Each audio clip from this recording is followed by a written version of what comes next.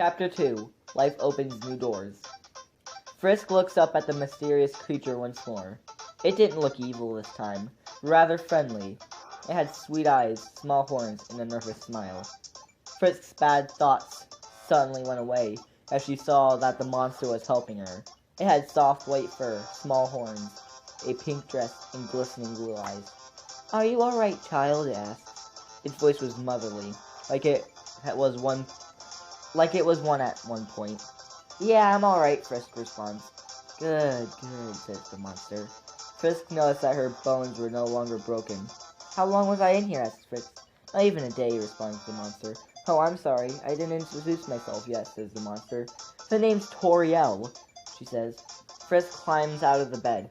"I'm sorry I was chasing you. I thought you would want to get in danger if you tried to go out on your own," Toriel says. "Well, I can't just stay here," Frisk began, until she realizes that she would have to go back to that orphanage, which she didn't want to. "I mean, I guess I could stay for a while," Frisk continues.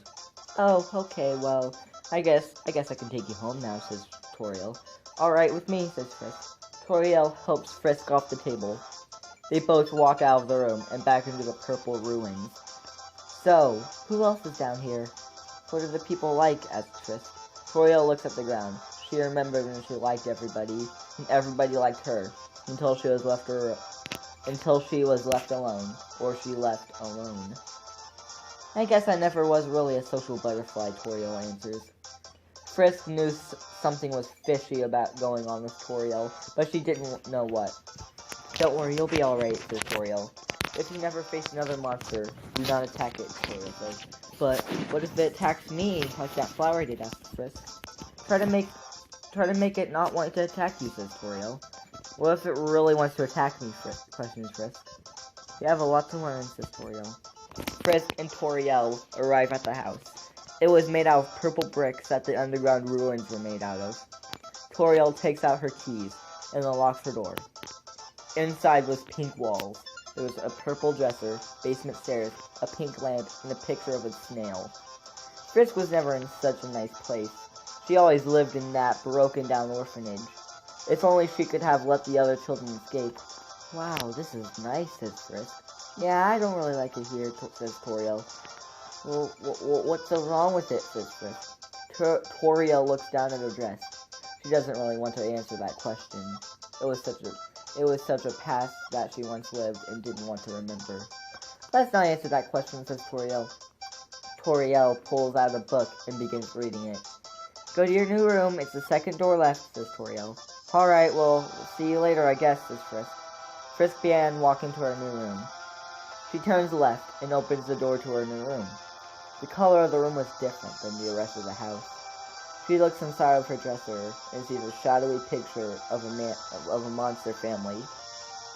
One of them is obviously Toriel, but there seems to be two others. A child and a man. Is this Toriel's family? She looks at the walls and sees that it's covered in snow pictures, obviously.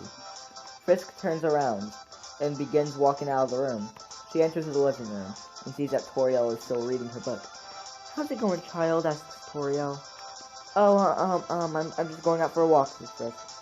"No, you can't go outside, you'll get killed," says Toriel. "Okay," responds Frisk.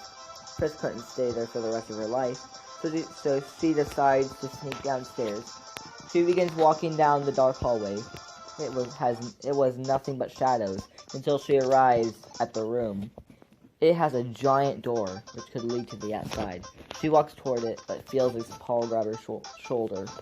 She turns around and sees Toriel's furry face looking at her. "I can't let you go. You have to stay," says Toriel. Okay, that was Chapter 2, Life Opens New Doors. Yeah, Toriel's not going to let Frisk leave now, is she?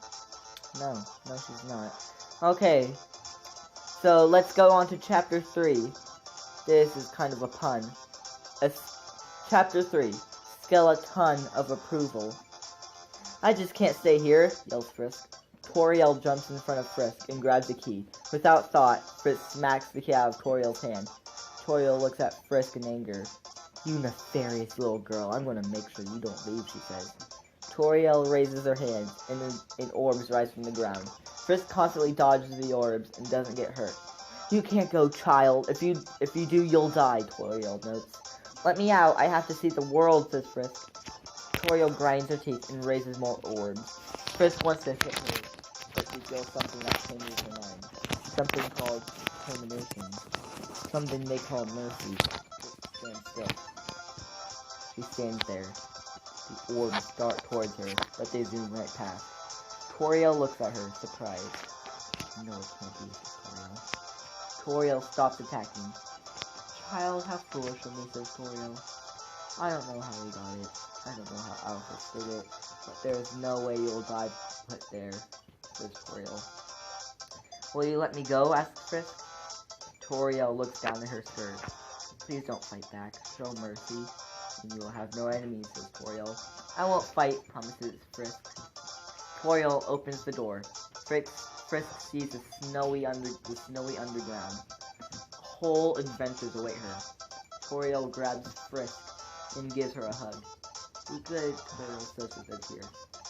Frisk walks outside, and Toriel closes the door. Frisk looks at the whole new world in front of her. The ground is covered in snow and surrounded with trees. She looked in front of her and saw two tall figures.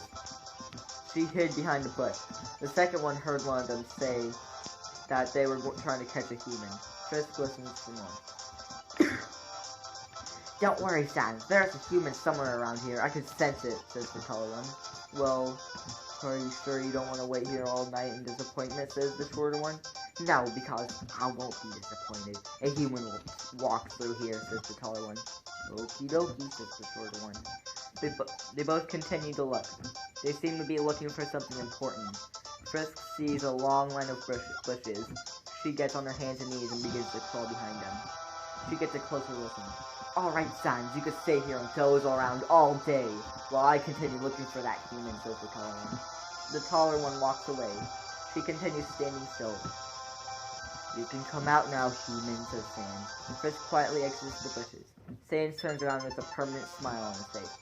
He was a skeleton with a blue jacket and black sweatpants and slippers. Don't worry, he's gone, says Sans. What was that? asked Frisk. That was my brother, Papyrus. Don't worry, he means well, says Sans. Well, he keeps talking about catching me, says Frisk. Don't worry, he thinks he's doing good by capturing humans, but he's just being manipulated, says Sans. Let's talk more at my place. They enter Sans and Papyrus' house. So, what do you think about this? asked Sans. I'm just taking all of this in, says Frisk. Here, let me tell you a story, says Sans. Sans pulls up a chair for himself and Frisk. Okay, from the start, once upon a time, there was two species, human and monster. They cooperated in harmony until humans thought they were superior. The two got into war and humans won, and trapped the monsters underground using powerful magic, explained Sans. Oh, Sans, I'm so stirred. Sans, where's the report? Sans, says an angry voice banging on the door. Frisk, hide, says Sans. Okay, that was chapter 3, Skeleton of Approval. These are some short chapters. This is a short story. So yeah, let's move on to chapter 4, shall we?